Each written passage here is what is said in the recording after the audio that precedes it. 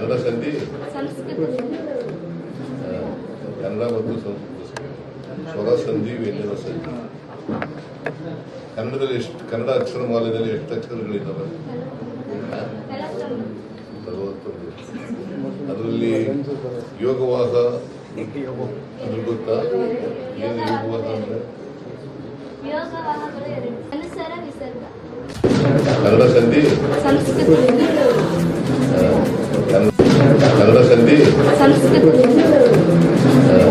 ಕನ್ನಡ ಮತ್ತು ಸಂಸ್ಕೃತ ಸ್ವರ ಸಂಧಿ ವ್ಯಂಜನ ಸಂಧಿ. ಕನ್ನಡದಲ್ಲಿ ಎಷ್ಟು ಕನ್ನಡ ಅಕ್ಷರಮಾಲೆಯಲ್ಲಿ ಎಷ್ಟು ಅಕ್ಷರಗಳಿದ್ದಾವೆ? 41.